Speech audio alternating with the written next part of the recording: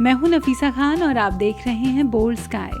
अक्सर आपने और हमने कई बार कई मौक़ों पर पितृदोष के बारे में सुना है। क्या होता है पितृदोष और क्यों डरते हैं लोग इससे, ये बताने के लिए आज हमारे साथ स्टूडियो में मौजूद हैं आचार्य प्रमोद मिश्रा जी। आचार्य जी, बहुत बहुत स्वागत है आपका। आचार्य जी, सबसे पहले तो ये बताइए पितृदोष क्या होता है?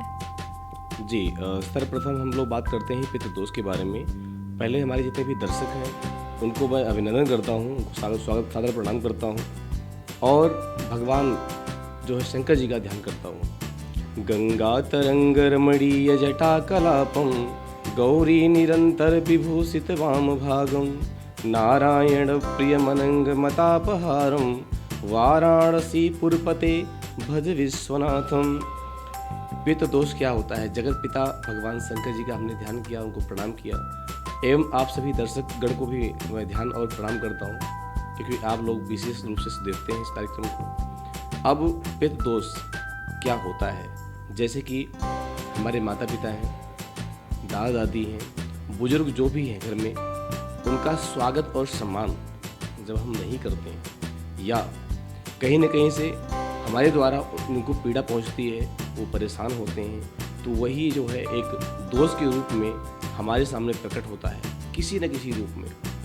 जैसे कि किसी कार्य में बाधा उत्पन्न होना, कोई काम न बनना, बनता बनता काम बिगड़ जाना, ये भी पितृदोष का ही लक्षण होता है। और भी बहुत सारी चीज़ें होती हैं, मैं आपको बताता रहूँगा, लेकिन विशेष रूप से पितृदोष के जो लक्षण होते हैं यही होते हैं कि हर कार्य में बाधाएं एवं पितरों का जो है, जो बुजुर्ग हैं जो सभी संसार में नहीं है और पीड़ा उत्पन्न हुई और पीड़ा के कारण संसार से चले गए, हमने उनका कोई कहना नहीं माना और बाद में क्या होता है कि वही दोष के रूप में प्रकट होता है। अरे भाई, कहाँ जाएंगे वो? जो आत्मा शांत नहीं हुई, संसार में कहीं ना कहीं भटक रही है, तो आत्मा जिस पर उसकी लालसा होगी, जिस पर प्यार होगा और जिस पर भरोसा होगा, आकर के अपने संतान के ऊपर, पौत्र या प्रपौत्र या पुत्र के ऊपर आकर के एक असर डालेगी।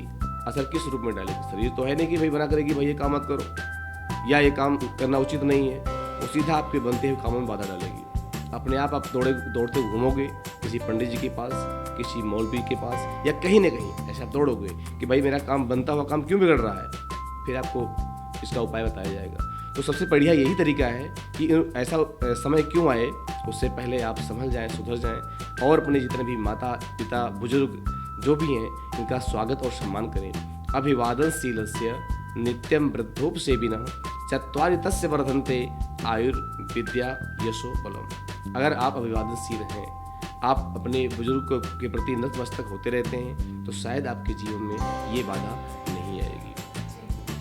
आचार्य जी, पितृदोष तो होता ही है, क्या मातृदोष भी होता है? जी बिल्कुल, जैसे पितृदोष होता है ऐसे ही मातृदोष भी होता है। कहते हैं कि जन्म कुंडली के माध्यम से, जन्म पत्री के माध्यम से अगर कुंडली में सूर्य और चंद्रमा ये भगवान के दो नेत्र हैं, सूर्य से अक्सर पितृदोष देखा जाता है और चंद्रमा से अक्सर मातृदोष होता है। एक बात मैं और बताता हूँ, मंगल से भाई बंधु दोष भी देखा जाता है, शुक्र से पत्नी दोष भी देखा जाता है। तो निर्भर करता है कि ये ग्रह जो है किस स्थान में है, कहाँ बैठे हुए हैं, लगन से लेकर के 12वें भाव में कहाँ बैठे हुए हैं, इनका साथी और संगति कौन सा ग्रह है। जैसे कि सूर्य की जो डिग्री होती है, जो अंश होते हैं, वो जब कमज़ोर पड़ जाए, 5-4 अंश के आसपास हो एवं राहु के द्वारा पीड़ित हो या राहु की संपूर्ण दृष्टि सूर्य के ऊपर पड़ रही हो, तो बिल्कुल पितृदोष होता है। ऐसे ही अगर चंद्रमा पीड़ित हो, चंद्रमा के अंश कमज़ोर हो, राहु के द्वारा या केतु के द्वारा पीड़ित हो, तो ऐसे ही ये मातृदोष उत्पन्न होता है कुंडली में, जो कि बहुत सारी समस्याओं को लेकर के आता है और बाद में हम परेशान होकर घूमते हैं। आचार्य जी, अगर किसी के जीवन में पितृदोष हो तो वो इसे किस तरह खत्म कर सकता है? जी, अगर किसी के कुंडली में मातृदोष या पितृदोष या भ्रातृदोष या पत्नी दोष, कोई भी दोष हो, तो उनको सबसे पहले तो किसी योग्य ज्योतिषी के पास आप मिलें और कुंडली का विश्लेषण करवाएं कि कितने % है, कैसे है और कहाँ से है, कौन से भाव से है। क्योंकि अगर लगन से संबंध रखता है आपका पितृदोष या मातृदोष, तो आपको स्वयं को बहुत सारी बीमारी भी दे सकता है, आपकी बुद्धि भ्रमित भी हो सकती है।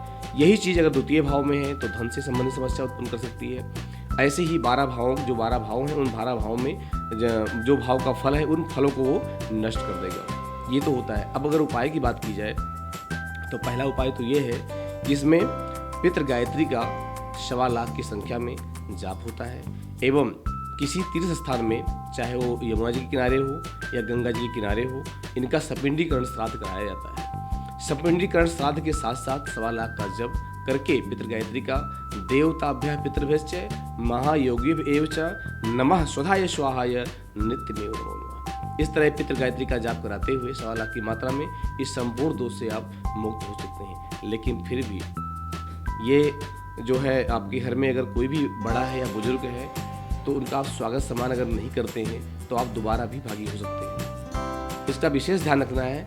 ऐसा नहीं कि भाई हमने गलती की, माफ़ी मांग ली तो क्या दोबारा फिर गलती करेंगे, ऐसा नहीं करना हमने कि दोबारा फिर गलती करेंगे। एक बार गलती अगर हो गई है तो माफ़ी मांग ले, तो दोबारा हम प्रयास करेंगे गलती ना हो। अगर ऐसा करते हैं तो आप पितृ दोष से मुक्ति पा सकते हैं। यानी कि कुल मिलाकर आप अपने माता पिता की सेवा करें, बड़ों जितने भी घर में बड़े लोग हों सबकी सेवा करें, उन्हें खुश रखें ताकि पितृदोष आपके जीवन में आए ही ना। जी जी। आचार्य जी, इतनी ढेर सारी जानकारी पितृदोष पे साझा करने के लिए आपका बहुत बहुत धन्यवाद। तो ये थे हमारे साथ आचार्य प्रमोद मिश्रा जी। उम्मीद करते हैं कि पितृदोष को लेकर आपके मन में जो भी भ्रम था वो दूर हो गया होगा। इसके अलावा अगर आपकी ज़िंदगी में किसी तरह की कोई कठिनाई है, कोई बाधा है, तो आप नीचे फ्लैश हो रहे नंबरों पर हमारे आचार्य जी से संपर्क कर सकते हैं।